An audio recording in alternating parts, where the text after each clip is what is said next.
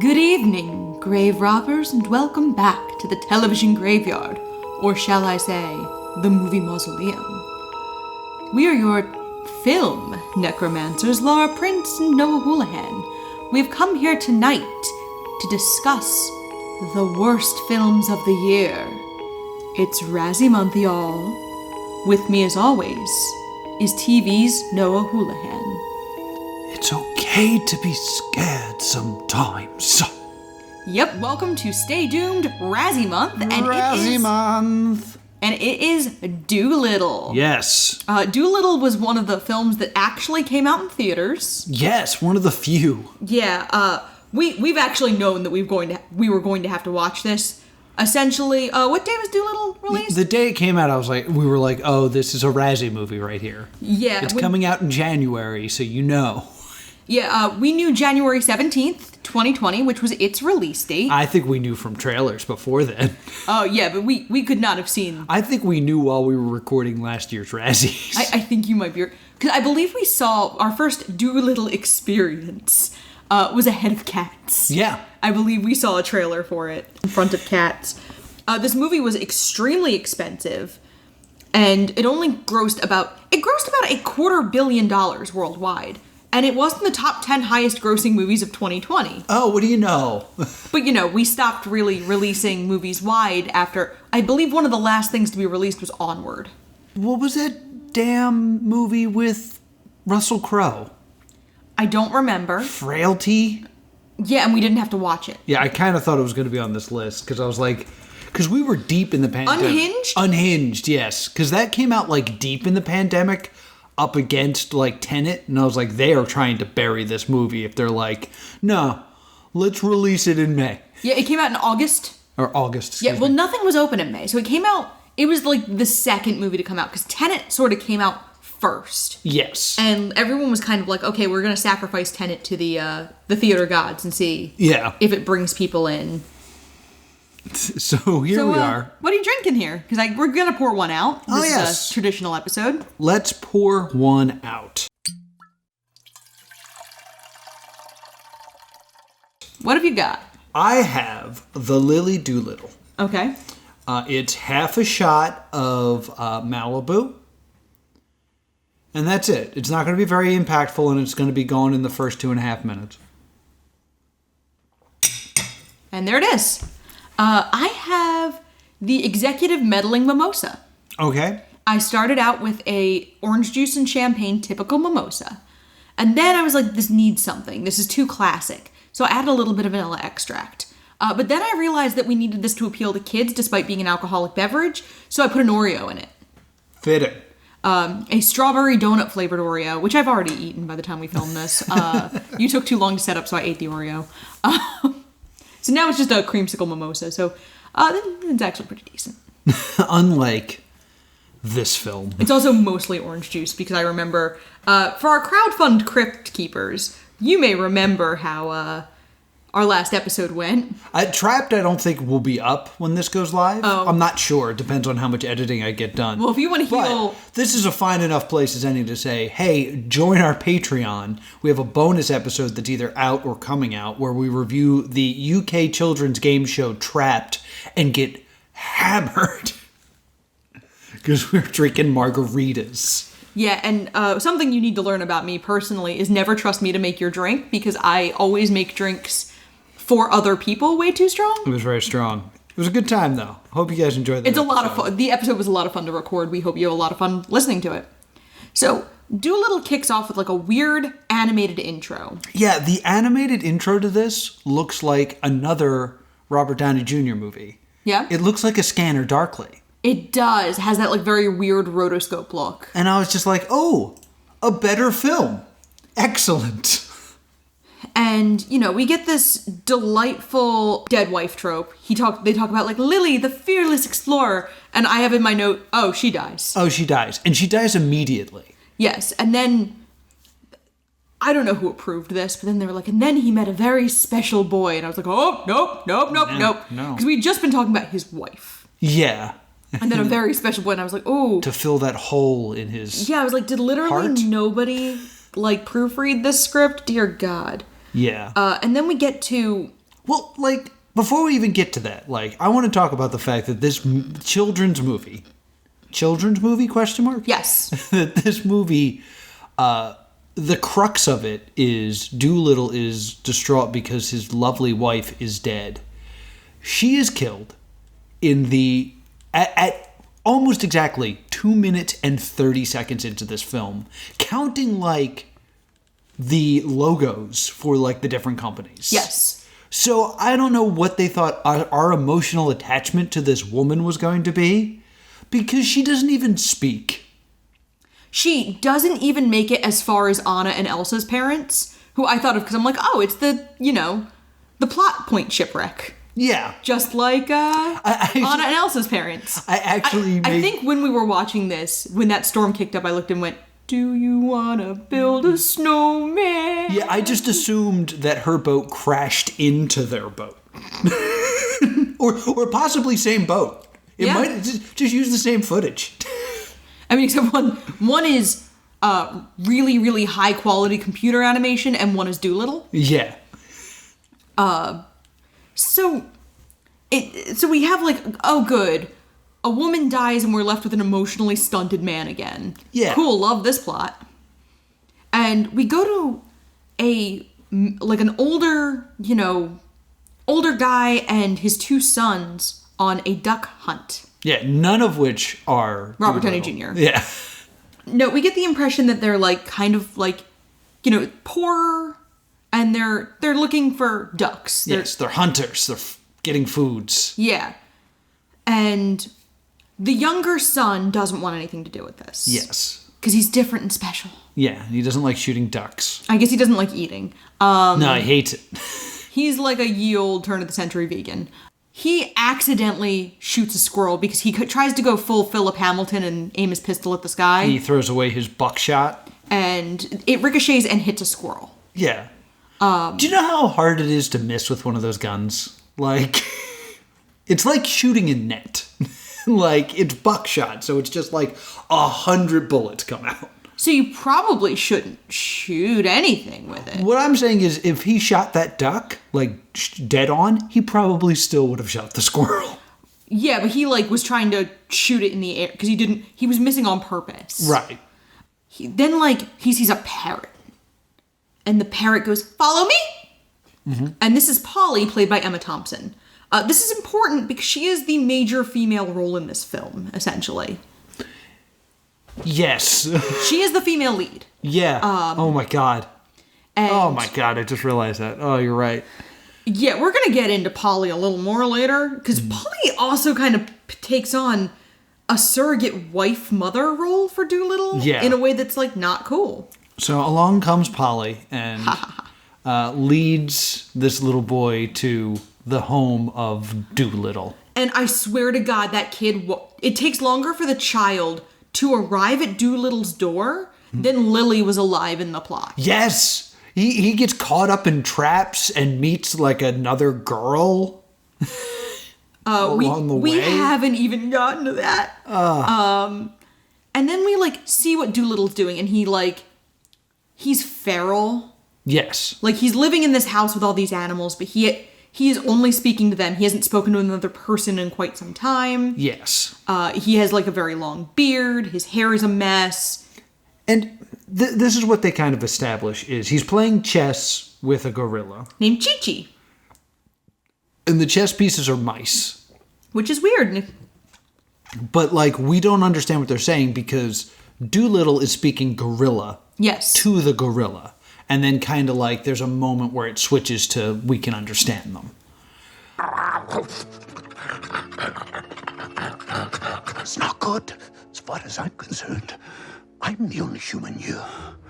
I feel like I might be looking too deeply into this children's movie, but I get that Dolittle can talk to animals.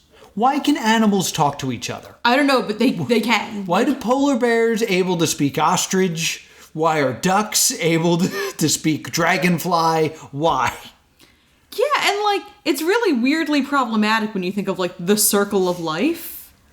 It made me think of that because I was actually thinking about this. I was thinking about that scene in The Good Place where if you try to kill Janet by hitting the button, she begs for her life. Yeah. Is that just what, like, every lion hears all the time? From gazelles? Yeah. Please, I have children. Why? I'm going to do a lot of referencing better pop culture here. So then my next note is, my God, get on with it. Yes. Because we spend forever on this chess scene, and the little boy gets stuck in a trap, and then we see this beautiful young girl. Yes. And she is in, like, all pink, and she somehow just, like, gets through the gate. Yeah. She doesn't have to, like, army crawl through the brush the way he does. Yeah. And her name is Lady Rose. Lady Rose. And she looks to be about 13. Yeah. Which is important. Because she's a 13-year-old girl who they've sent to be the envoy in this situation. Which, why? And then we get this, like, weird... And we find out the boy's name is Thomas Stubbins. Yes, Stubbins. I refer to them in my notes for the rest of time as Princess Exposition and Knockoff Narnia Boy. Good names, good names. Because Narnia Boy has collected the squirrel and is bringing him to Dolittle to try to help him. That squirrel would have bled out like 3 weeks ago. Oh yeah, it's full of buckshot. And then my next note is, oh good, a white man needs children to fix his trauma. Dolittle agrees to help the squirrel but wants nothing to do with the two humans. Yeah. And then, like, there's a whole little sequence where we see Dolittle do surgery on the squirrel. Because it's very important to note that he doesn't just talk to the animals. He enslaves them and puts them to work in a hospital. Yeah. Like, but he also takes care of them. Yeah. So, like, you don't really feel like the animals are being exploited. Except for the mice who are chess pieces. Yeah, are they definitely feel a little exploited. And so we get this, like, little moment of him helping the squirrel while the two children watch from, like, behind glass. Yes. And Which, for someone who is a recluse that doesn't like people, it's nice for him to have a surgery room with audience seating. Well, the house and the hospital were built when Lily was alive. Yeah, all right. They say, like, like Elsa, he closes the gates after her death. Gotcha. This is literally Frozen but bad. Okay. So, like, this was built when Lily... Because he was a different person when his wife was alive. Right. Like, you get the impression that he was jovial and he would have been, oh, yes, little boy, I'll help your squirrel, yay. And he does not want to help the queen who is sent for him. The queen is ill. And he's like, I don't treat people. And the little Princess Exposition points out that Her Majesty has designated this land a nature preserve. If she dies, the deed will be owned by the Treasury, and this place goes away. Right. And he's like, I have a lifetime contract on this. And he goes, yeah, her lifetime. Yes. If she dies, you lose all this. And then suddenly he's like, fine, whatever. Yes. So then the animals roofie Dolittle? And drag him there? It's... No, and they, like, shave him and cut his hair. Yeah. It's very weird. And then you get super, super excited because then we meet Dab Dab. Dab Dab. Who is a duck with a metal leg who is carrying a leek. Yes. There were other scenes where, like, the duck had, like, celery or something, and I was like, ooh, couldn't be a leek, damn. And then later it actually is a leek, which means it's a far-fetched movie. Yes, Pokemon, the last movie. Yay. I love Pokemon. So they get to Buckingham Palace, and we find out that Princess Exposition's the heiress to the throne. Yes. That, like, if Queen Victoria dies, Princess Exposition would be queen. But there's also forces at work that, like, we can't let a 13-year-old girl take the throne. So there's definitely a conspiracy against her, which is why she has to run out and get Dolittle. Yeah, well, she doesn't know about the conspiracy against her. She just wants to save the queen, because Princess Exposition doesn't have any, like, I thought she ambition. had, like, worry. She was worried because she's clearly, like, close to the queen. Okay. She legitimately is hoping for the welfare of the queen. She does not want to take the throne. And we have the cute little dog who is Spider-Man. Yes, yeah. Tom Holland plays a dog in glasses. A stick bug. A stick bug, which doesn't actually talk, it just makes stick bug noises. Yes. And he doesn't even have, like, a name or anything. I think it's Sticky. Yeah, I think you're right. So we have a stick bug who's there to, like, spy on them, because I guess the dog can't spy on them. Well, I think the idea is he puts a stick bug in the room to kind of be his eyes and ears when he's not there. Bugging the room. He's bugging the room, exactly.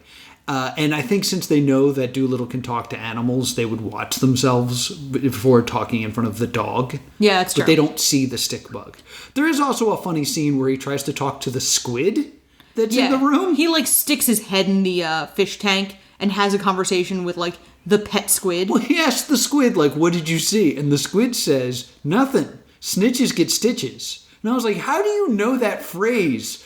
Octopus kept in the queen's bedroom? Yeah, this is a lot of... Is that something the queen throws around? I mean, this is a problem with kids and family movies post, like, 1990, is they try too hard to be cool and with the zeitgeist. I don't even think that's an example of alliteration in the native octopus.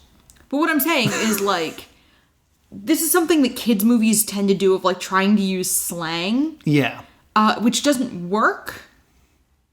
Because if you look at, like, Disney movies, most Disney movies don't indulge that way. Like, Beauty and the Beast, Little Mermaid. Little Mermaid never says anything is tubular. Right. And neither does, like, Scuttle or anything. Mm-hmm. And that's why those movies still hold up. Yeah. In 2020. When you have too many pop culture references, the movies become dated. Exactly. And this movie you could see becoming dated because of that. Mm-hmm. So, Stubbins wants to go with Dolittle because they have to go get this magical fruit that can cure all poison. Yes. Because the dog sniffs out what is wrong with the queen, and she's been poisoned by nightshade. Yes. Which, you know, deadly nightshade is like the stock kids movie poison. The thing that I find interesting is that, like, at this point they already know she's been poisoned, but there's no talk of an investigation of how she got poisoned. Right. I don't know, it just seems dumb. And they're like, she has 10 days left, roughly. Yeah. So they have to go do this mission in 10 days. And we also meet Plimpton the ostrich at this point, who also does not want to go on the journey. No. So he sticks his head in a potted plant. Yes, because he's an ostrich. He's also Camille Nanjiani. Yeah, he's one... Did one you of my mention favorite... our villain for this? We're about to. Okay. We also meet the two villains of the film. There's the main villain, who is Dr. Mudfly, who is played by Michael Sheen. Yes. Who definitely didn't read the script before he started this. I think he was handed a completely different script. He was. He is Dolittle's old school rival. Yes. But he now works for the Queen, and he was, like, leeching the Queen, because it's Victorian England, literally.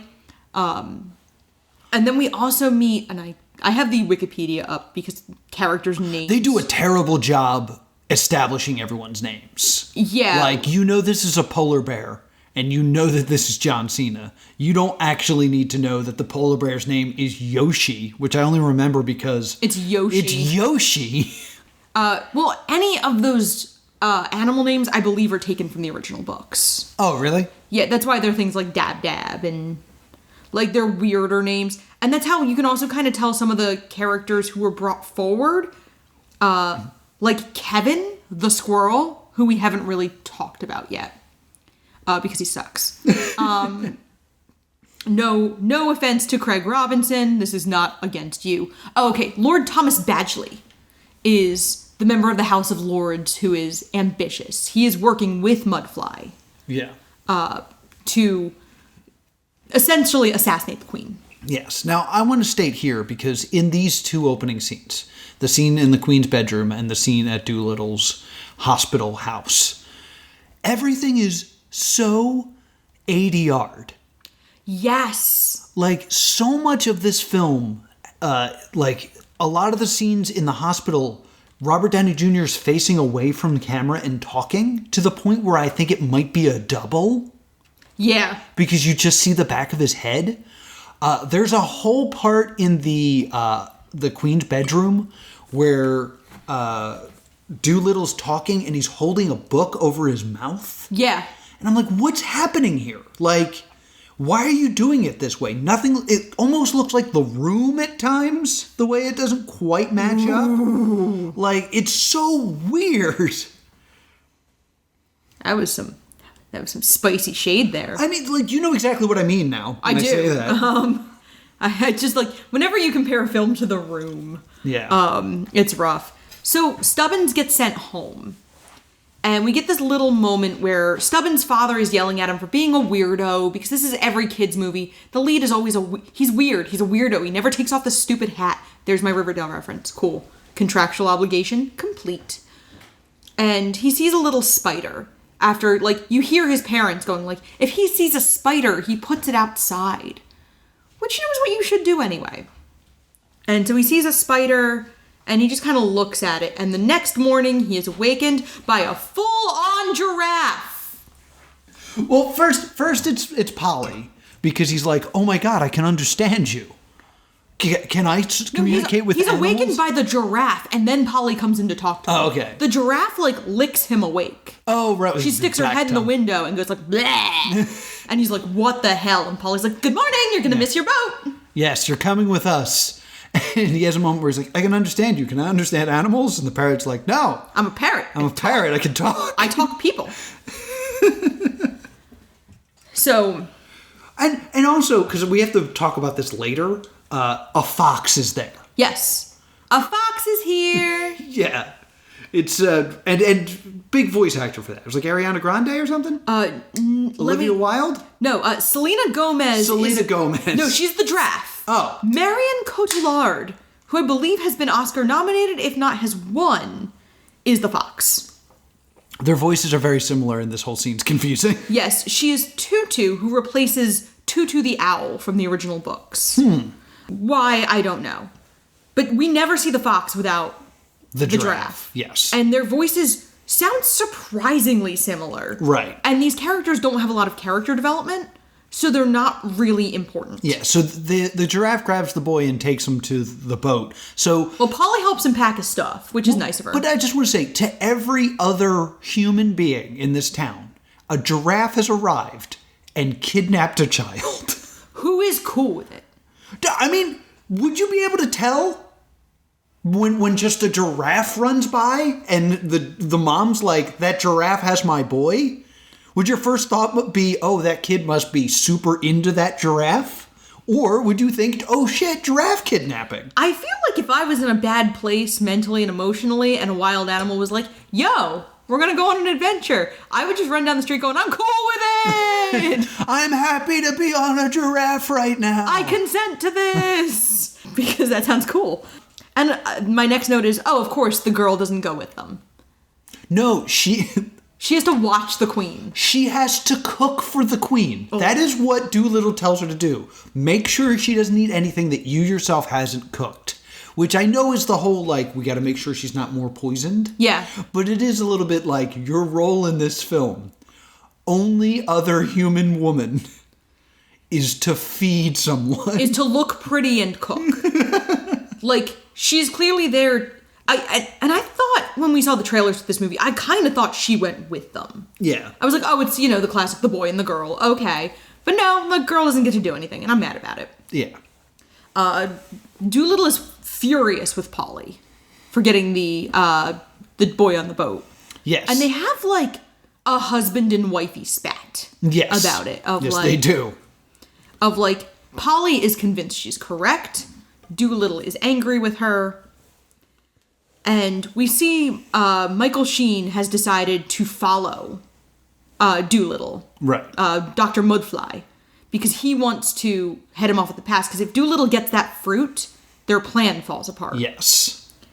And so we get like some boat scenes. It would have been so much easier to just, have guards outside the Queen's castle that, kill Dolittle on sight if he were to show up.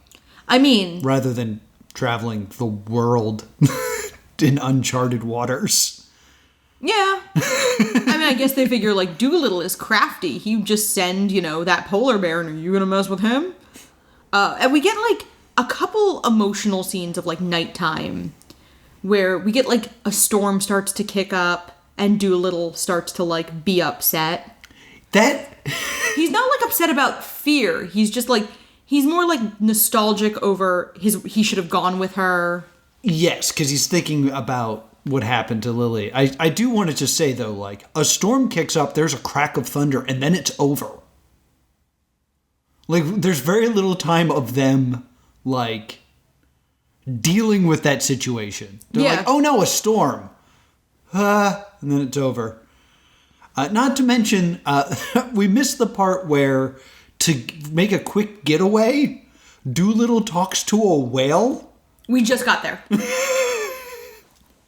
Because he puts on, like, a little makeshift diving suit and, like, has a conversation with a whale. And there's a part where Chi-Chi, Plimpton the ostrich, Yoshi the polar bear, and the boy are all supposed to help Dolittle get back on board.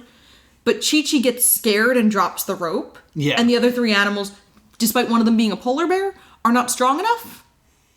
Well, the polar bear doesn't like being cold. Yes. That's his entire character arc. And he's John Cena. And is John Cena. And he uses bro a lot. Yeah. Bro. He's also my favorite character. Yes. Him and Plimpton the ostrich. And they're always together. Yes.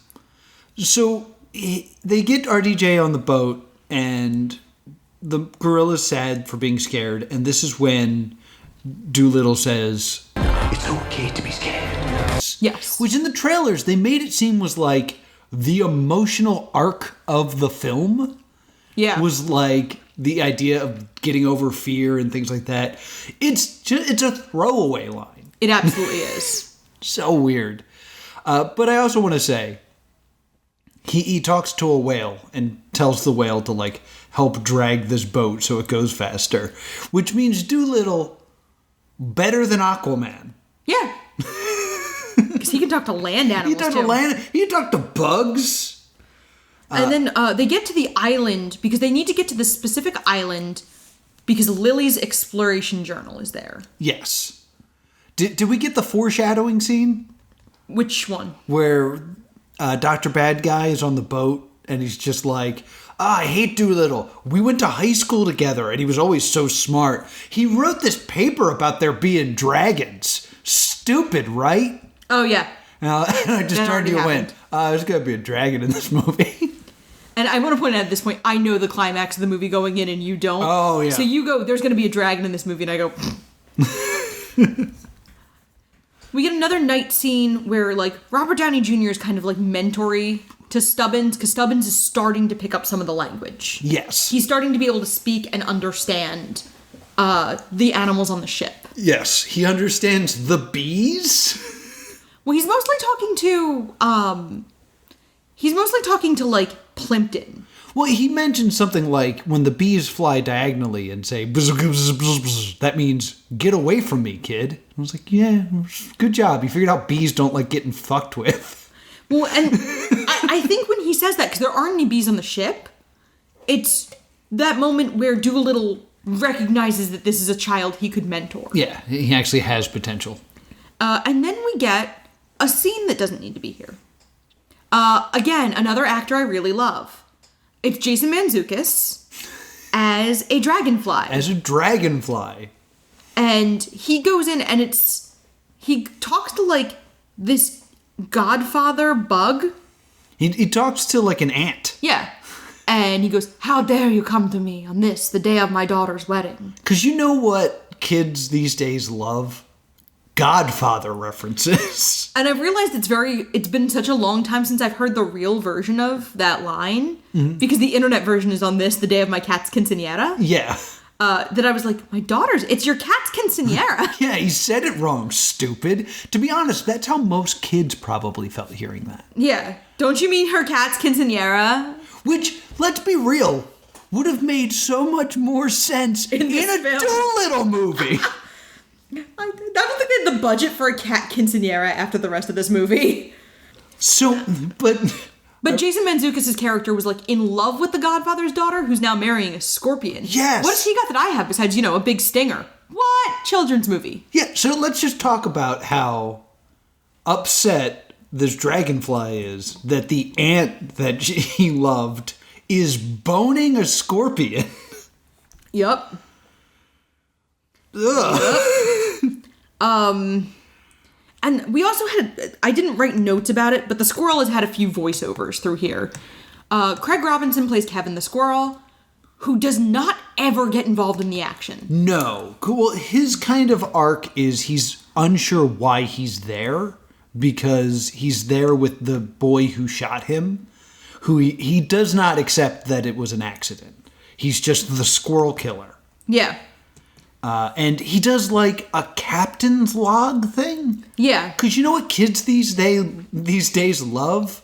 Original Star Trek references. Well, I almost feel like he's a fourth wall break, which is something kids would understand a little bit. They wouldn't see it as a captain's log reference. They'd see it as like that cheeky fourth wall break narrative that is in a lot of kids' media. Yeah, okay. That being said, he was very, like, Jason Mantzoukas and Craig Robinson are pretty transparently part of the reshoots. Yeah, because the more I thought about it, the next scene is basically the boy is trying to sneak to get to this one area where this man is sleeping, but there's lions everywhere.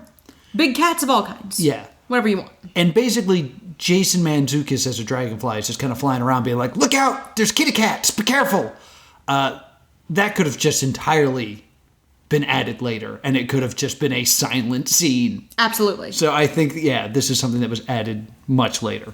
Because this is a good time to mention, this movie went through extensive reshoots. Yeah. The original movie was a little bit more of a serious kids movie. Kind of your, like, standard family film, the likes of which is not often made anymore. See, the movies that kept, like, coming up in my brain as we were watching this were things like Escape to Witch Mountain and, like, Journey. And there's other ones that are not The Rock. I was thinking of, like, the Homeward Bound type film. Well, I'm thinking more of the formula of there's an adult star that is joined by kids on an adventure. They're escaping to Whip Mountain, they're going to the center of the earth or something like that. And, like, the relationship between children is, like, the fun part. And then there's a big star to throw on the poster. The fact that there's not a second child on this journey ruins this film. But I'm also thinking about it as, like, sort of high fantasy kids films like Inkheart, The Chronic, What Coals of Narnia. Yeah. Even early Harry Potter. Yeah. Of, like, they're not comedies. There's little bits in there that might be funny, but, like, they're high adventure, high fantasy movies for kids. Yeah. And they clearly added things to try to make it, like, lighter and zanier. And bring it more into, like, a weird DreamWorksy, Shrekky kind of atmosphere. And they don't keep anything consistent. But I wanted to bring that up now because we're going to get more into that. Yeah. So we get to the island and it's, King Razzie. Yes. Who we then find out is Lily's father. Yes. And Razzie arrests Dolittle and Stubbins. But immediately, like, accepts that Stubbins had nothing to do with it. He kind of, like, looks at this child and is like, I am not killing a kid. Yeah. So Stubbins is immediately released and, like, welcomed to the feast. He's like, welcome to the island, kid. You can be living on this island with us now. Yeah. You're cool. Enjoy. Yeah, like, no harm is going to come. Stubbins is in no danger. Yes. He's just kind of like, okay, I guess I live on this island now. But he does send Jason Mantzoukas' Dragonfly to go tell everyone on the boat that Dolittle needs help. Yes. He also is being fed to a lion. Dolittle is being fed to a tiger. I'm sorry, it is a tiger. Named right? Barry. Yeah, Barry the tiger, who, like, they know each other personally. Yeah, Dolittle used to be Barry's therapist, but then Dolittle left the island with Lily and abandoned Barry. So Barry has some abandonment issues. Barry has mommy issues. There's also this one-eyed jackrabbit. Yes, who does not do... He kind of, like, provides commentary like he's a ring announcer. Yeah, he's just kind of sitting there like, Dolittle, I can't wait to see you get eaten by Barry. I got $500 on you. And my immediate thought to that joke is, with who? A different jackrabbit? Yeah. Because no one else can understand you. Like, interestingly, I'm kind of now seeing this connection. Craig Robinson is the squirrel who was added later. Jason Mantzoukas is the dragonfly who appears to be added later. this rabbit character who seems to also be comic relief. Tell me it's Nick Kroll. It's Will Arnett. Oh my god. But like in that kind of same like comedy clique. Yeah, we just got to get some comedians in here. Yeah, like that. When I pulled this up, I was like, oh, this makes sense. Yeah. So we get this big action sequence where the gorilla, Chi-Chi, bursts in. And... You are skipping what might be my favorite part in this film. Fine. Either the parrot or the duck is like, we have to do something to free Dolittle. We need a distraction. And John Cena, the polar bear, goes, got it, and commits an act of terrorism. He throws a bundle of dynamite into a church. I believe he throws a bundle of the duck's dynamite. Like, he asks her for it. He's like, give me the dynamite, cool. And I was just like, well, what's he going to do with this? And then he throws it into, like, a crowded area. Yeah, and, like, with no finesse. Like, this is not Ocean's 11. But then we get the fight scene with the gorilla and the tiger. And the gorilla is a combat pragmatist, Chi-Chi. Yeah. Chi-Chi wins on a cheap shot and a sleeper hold. Yeah, he kicks a tiger in the nuts. But then Chi-Chi has like a Linus blanket that he carries, and he gives it to the tiger because his emotional arc is done. Yeah. It's okay to be scared sometimes. Yeah, now is not the time though. And kill the tiger. In the melee, the little boy swipes the journal, and he almost gets out with it, and he's holding it up like, I got it, which is the stupidest thing you can do. Of course. Because then the Baron grabs it. Baron, or Dr. Mudfly, Baron Mudfly, whatever. Yes, the other villains. Mudfly wins, and he also has his men blow a bunch of holes in Dolittle's ship. Yes. Everybody gets off safely because it's a kid's movie. In my notes I have, and the polar bear and the ostrich survive on a piece of driftwood not large enough to save Jack and Rose. Yes. And then we get a cut back to Buckingham Palace, where we see the dog and the girl. Yes. And the queen just talks about how proud she is of the girl. And because she's like still kind of conscious. Yeah. And the dog is worried, like, where are you guys? Because we have to go do the like meanwhile. Yeah. And then we get back to the new boat because Razzie hasn't given them a new boat yet. So they're on the island. Spoilers. Whatever. Who cares? The polar bear and the ostrich bond over their absent fathers. Plimpton, played by Kumail Nanjiani, says like, yeah, my dad said I should have been an omelet. And Yoshi... That's a rough joke, really, if you think about it. Yoshi retorts with, my dad went out for a pack of seals and never came back. Yeah. Which I was just like, oh. Like, what? They didn't just go through all of the, like, most horrible things. Like, we should have had a praying mantis being like, my dad got eaten by my mom. Cricket, cricket, cricket. And then had an actual cricket. That actually would have been funnier. And then there's this whole thing of like Dolittle and Razzie talking about irony, and it's like the freaking Alanis Morissette version of irony. Yeah, no one knows what the word irony means. Irony is wanting to kill you, but loving my daughter more. No? No, that's having different priorities. So Razzie gives them a not great boat, but a boat, and they all sail off. See, irony would be if the boat sank and killed him. Yeah. That would be irony. And so they managed to, through the whales and through like their memory of Lily's journal, they managed to follow Mudfly to the island. Well, they also have whales like as spies. Yeah. I said through the help of the whales. Well, I just wanted to bring up the line where the whale comes out of the water and waves at Mudflat. Mudflat waves back, and then they cut to the whales going, I can't believe you're flipping him off. Yeah, I forgot about that, honestly. So what is this movie? We get there, and they get into the cave. And Mudfly, like, everybody kind of gets there at the same time. Yes. Mudfly directly through the entrance, and Dolittle and his people through, like, the side of the cliff, because they have to get in without being seen. And we get the final confrontation of them being just like, oh, where is it, Dolittle? And Dolittle's like, I straight up don't know. And Mudfly kind of cracks at the idea that Dolittle doesn't know something, and kind of tries tries to go after him for it. Like, oh, now you know how it feels to be ignorant. Boom. Yeah. How's it feel? He's like, fine. And, Dolittle's like, I'm going to learn a new thing. That's cool. Yeah. And Mudfly tries to plant the English flag in the ground. But he's standing on a sleeping dragon. Yeah, nobody saw the dragon.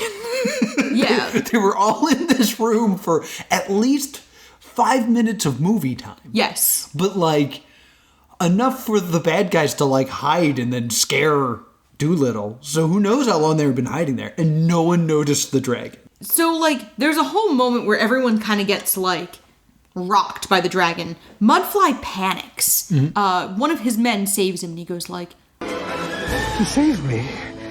I have a second chance to live a life of kindness and generosity.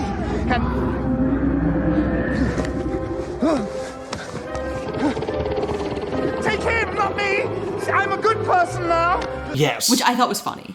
I think this is a huge missed opportunity. Yeah? Because there's this really weird scene earlier where Mudflap tries to kill a fly with a fly swatter. Yeah. And the fly goes through a hole in the fly swatter. And the fly goes, I'm alive. It's a miracle. I'm going to live my best life now. And flies out a window and a seagull flies by and eats it. Yeah. This would have been amazing if the moment he said that, the dragon ate him. Yeah. And it was just like completely mirrored the fly from earlier. Like they were trying or something, instead of it just being a series of random events. So, the duck panics, lays an egg, Yoshi gets hit by like a tentacle. It kind of takes everybody out. And then the dragon catches Dolittle. Yes. And kind of is like, I'm gonna eat you. And Dolittle attempts to bond Yes. with the dragon. So let me ask you this. Yeah? From my memory of it, the dragon like roars, and then Dolittle makes kind of like a sound, Yeah. and then they start talking. Are we supposed to think that Dolittle already knew how to speak dragon, or in that brief moment learned how to speak dragon? I assumed he already knew. Oh, I felt the other way. I thought he like was picking it up as he was being held in this like tail. I mean, so they have a conversation about the pain the dragon is in because he sees a dragon skull and kind of picks up like the dragon has lost her love as well. Yes. And they have this moment where they bond over that and he goes, and you're in a lot of physical pain too. And like they realize that her Please explain what happens next, Lara. colon is impacted. Emotional stress over the years has done damage to your stomach. Get away from me. You have a severe impaction of the colon. And if it don't manually fragment it, it'll go septic. You won't be able to protect anything anymore.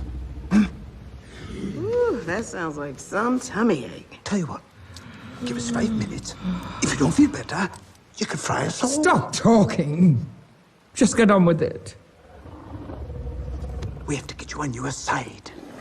We need to perform an emergency extraction. Extraction? What are we pulling out? With all of the like armor and stuff she's eaten. So Dolittle just reaches on up there and gets like armor and You're missing the most important part.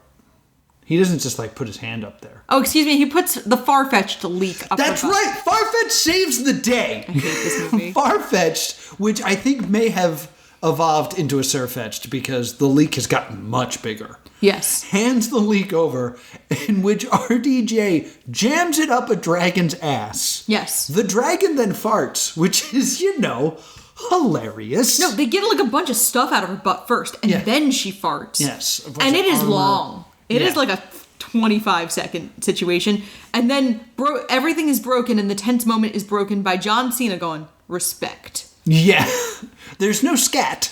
No, thank God. But like, you know how some people just like realize that they're furries? Somebody realized that they were a scaly thanks to this movie. That's a term. It's a real term. You know that now. Thanks for listening. So, they get the fruits of the Eden flower, And then we get back to the queen, and the queen is dying, and she's receiving her last rites. Okay. And they get in, and they do not want to let Dolittle and his crew near the queen. She's like about to kick it. Come on now. And there's a fight between the animals and soldiers over the Eden fruit. Right. And Minnie the flying squirrel and the little boy work together. And, like, he slides through someone's legs very Home Alone style. Mm-hmm. And through the team efforts, the flying squirrel and Stubbins, he squeezes the fruit over the queen's mouth, and she instantly comes back to life. Yes. God forbid Princess Exposition get to do anything in this scene. No, she was stunned and impressed by everyone else. Yeah, she does nothing in the scene. It's kind of crap. Mm-hmm. And then Dolittle exposes Sticky. Yes. And that Sticky's been there the whole time. And Sticky, for some reason, only speaks in haiku. Yeah, which I don't understand that bit at all. But they find out that the poison, which, by the way, days have gone by, so there's no reason for him to still have this on him. The poison is in Jim Broadbent, the House of Lords guy's pocket. Yeah. They find it, he's arrested. We find out that, like, Mudfly never made it back. Yeah, he's still in the cave. And then, like, the queen just kind of dismisses everybody but Dolittle. And goes like, nobody's died, leave me in peace. Mm-hmm. And Stubbins gets a kiss from Princess Exposition on the cheek. Yeah, because it's a kid's movie. And Dolittle apologizes to Polly and tells her she's right. And then we kind of get the, like, epilogue scene. Where Stubbins has been taken in by Dolittle as his apprentice. Mm-hmm. And we see Stubbins' family watching him help with surgery, and they're proud of him. Yes. And then the last thing we see is the Dolittle and John and Lily Dolittle plaque has been changed to John Dolittle and Apprentice. He meets a 12-year-old and his wife's name gets knocked off the sign. And replaced with not another name. Yeah. Like, it's not like Dolittle and Stubbins. Mm-hmm. It's John Dolittle and Apprentice. Yeah. So, and there's nothing about his wife on the sign, which really bothers me, because I was like, oh, okay, you moved on and you don't need to remember her anymore. Yeah. I always feel like that's the weird Aesop with grief in kids' movies, is that you're just over it. Not that you will learn to remember that person in a healthy, positive way. It's just that, like, that person doesn't matter anymore. Yeah, you're no longer sad about it. Yeah, and I think that's not really how grief works. No. Of like, oh no, he just doesn't need to remember her anymore and she doesn't matter. Because he also leaves her wedding ring that he was carrying around. He leaves her wedding ring in the cave. Yeah, this I found interesting because, like, I think it's the idea, kind of like an Up. Yeah. Of like, this is the place she was trying to get to, and now I'm leaving this here. So it's kind of like you got here. Yeah. But according to the cartoon that we saw at the beginning, she gave her ring to the parrot so the parrot could give it to Dolittle so he would have something to remember her by. Yeah. It's like that. I don't think that's what she wanted for that piece of jewelry. But okay, whatever. Well, her wants and needs don't matter. I 100% thought she was going to be alive. Oh, that was actually on the TV Tropes page. They were like, wouldn't that have been a great reveal if she'd just been stranded on the island? I thought at first she was going to be stranded on the island, and then I thought she was the dragon. Oh, that would have been cool. And she was like, yeah, I don't know what happened. Eden fruit. I became a dragon. So this movie was supposed to be released Memorial Day weekend 2019. But that was also, at that time, the release date of Rise of Skywalker, before they moved it back to Christmas time. Okay. And so they moved it to April, and then they moved it... Wait a minute. So that would have continued the trend of John Cena movies going head-to-head with Star Wars movies. It would have, yes. Because the first one was up against Sisters. Yep. And the second one was up against Ferdinand. Yes. That's hilarious. I believe you might have the order switched, but yes. Okay. But then they moved to April, and then they decided that they needed reshoots and rewrites to make it more kid appealing. Yeah. The only thing that I've seen confirmed was in the rewrites and reshoots was the climax with the dragon. So the dragon was added in later. I think the extended fart joke with the dragon is foreshadowed and feels like a natural presence. Yeah, I guess you could have... Well, my thought was they also re-added the scene of the bad guy going, dragons, right? Blah. But maybe it could have just been grief. Like, oh... Well, he already has the scene with her where they bond over the broken heart. And I think that was supposed to be the whole thing. Yeah, but instead they added a colonoscopy. Yeah, and I think Kevin the Squirrel, Jason Mantzoukas' character, I think a bunch of them were added later. Will Arnett, Jackrabbit. Yeah, because Polly, Plimpton, even like Plimpton and Yoshi add a lot to the plot. Like, Plimpton and Yoshi strike me as they were supposed to be the comic relief characters. Yeah. But then it became a very crowded field of comic relief characters. So I kind of got the impression that they were added in. Yeah, I feel that way about the fox. The fox and the giraffe. Because the fox is only with the giraffe. Like, they're almost like married. Like they're almost one entity. Yes. So I feel like it was very much a situation of like, we knew we were going to have this giraffe, but then we got this name and we needed to give her lines. So we made her a fox that rides a giraffe. Yes. So those were the things I really thought were added in later. Yeah. Because the beginning of the movie, it does have that, like, high fantasy, Narnia-esque feel. Mm-hmm. And I actually do think it works better as a winter release. Yeah. Like, the color palette feels very, like, winter release to me. Mm-hmm. And I think without the rewrites, this movie would have worked better. They said the movie went massively, massively over budget because of these rewrites and reshoots, to the point where the movie would have had to been a monstrous runaway MCU-style hit mm-hmm. to break even. Wow. And there was a moment back in 2019 where a rogue crew member went on Reddit and went on this, like, rant about the director and how, like, the director didn't really know how to film with CGI. Okay. So it would be like, we'll figure out where the animated characters will stand later. And they were like, no, we need to plan for eye lines and that. Yeah. Like, we need to know where they are. He didn't know how to do the eye lines. And also, most importantly, his dog, massively racist. Racist dog, huh? Yeah, according to this crew member, the director's dog was really, really, really, really, really racist. Cool. Beautiful dog, though, apparently, according to this crew member. And I found that very funny, that a movie about talking to and relating to animals would involve a weirdly racist dog. Yeah. You brought up a really good point while we were watching this about RDJ. Yeah. Because I'm a big Robert Downey Jr. fan. Yeah. But man, he really needs to play something that's not brilliant asshole. Yeah, he's been playing douche savant for well over 15 years at this point. I mean, I would say more than that. Because, like, you know him as, you know, Iron Man and also Sherlock Holmes. But I think douche savant also falls into, like, Chaplin. Yeah, and, like, his character in Kiss Kiss Bang Bang. Yeah, I'm not super familiar with that film, but... But, like, he plays douchey savant as, like, his main brand. And it's starting to not work. Yeah. He's kind of falling into the Johnny Depp trap. Where, like, we thought for a while Johnny Depp was an amazing actor. And then we slowly realized, like, wait, it's the same trick every time. Yes. He's an oddball. Mm-hmm. Like, I need to see RDJ play someone more down to earth, more normal. Yeah. Someone with more flaws that are, besides, I don't like people. Yeah, I don't remember much about Due Date. Like, I don't remember if he played, like, the straight man in that to Zach Galifianakis. Oh, he 100% does. So... Believe it or not, Zach Galifianakis is not the straight man in that film. Really? All right, so, like... But this movie just doesn't work. One, you were right about, like, the dynamic between Stubbins and the animals is non-existent. And Stubbins and the girl... Like, if you wanted to do this high culture, low culture thing...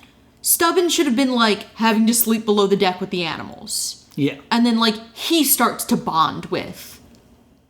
He doesn't really have a relationship with anyone but Polly. Yeah, well, here's my real big problem with this film. What is a Dr. Dolittle film? Like, We are on, this is what, the 6th version of Dr. Dolittle? Because Eddie Murphy did 3, and then his daughter did 1. Yeah, and then the Rex Harrison one in the 60s. The original. Which is an infamous flop. Is it? Yeah, it killed musicals in the 60s. I didn't know that. Yeah, it was not only a monstrous flop, it was a genre killer. Huh. It was the end of that, like, Sound of Music, My Fair Lady, Mary Poppins era. Because, like, I remember watching it and walk with the animals, talk with the animals. And I remember seeing the two-headed llama. Mm-hmm. Like, he brings out a llama, and then the back of the llama is another llama type thing. What makes Dolittle special are animals. Yes. Like, the fact that he can talk to them, yes. But also, like, the strangeness of them and things like that. There are no animals in this film. No. There's tons of CGI puppets. Yeah. But there are no animals. And, like, I would much rather watch a film where Robert Downey Jr. is actually, like, acting alongside a chimpanzee or a tiger or a penguin than a CGI ostrich and a CGI bear. Like, I kind of think what this movie was, based on the ADR, is they put Robert Downey Jr. in a silly costume and filmed him for a day in front of green screens. Yeah. And it's like, just do some weird stuff. We'll ADR your language later, and we'll put in some animals or something. I don't know. Maybe it'll be a Dr. Dolittle movie. Just go do your thing. Because everything feels so disjointed and so inauthentic. Yes, and, like, the movie lacks heart entirely. Like, the relationships aren't there. We get this, like, he takes in Stubbins as an apprentice. Stubbins does nothing in the climax. Nothing. Stubbins does not earn his stripes. He doesn't do anything. Mm-hmm. Like, you needed a moment where he was struggling to learn how to talk to animals and then, like, succeeds at the very end. Yeah. It would have been best if he was the only one that could talk to the dragon. Yeah. Like, if they'd give him something. Just this idea of just, like, having the duck be like, we'll talk to her. And Dolittle being like, I don't speak dragon. We don't have these at home. In England. And then have Stubbins step forward and be like, Squaw! Have it kind of be the Harry Potter. It's colon. Stick your hand up its ass. Oh, so this is awkward. So what it wants is... I think that actually could have worked as a joke. Yeah. Just being like, according to the dragon, its colon is blocked. And just kind of have Dolittle being like, is this a bit? Are you sure you understand that dragon? Yeah. Like, it could have worked and doesn't. It's a really big shame because, like, this movie has a surprising amount of potential. Mm-hmm. I would say. Like, I would honestly say this movie has little pieces that could have worked. Yeah. I mean, like, when I think of animal movies, I think of Babe. Mm-hmm. And Babe, they basically... They CGI'd the mouths, and the rest of the animal was there. Yeah. Like,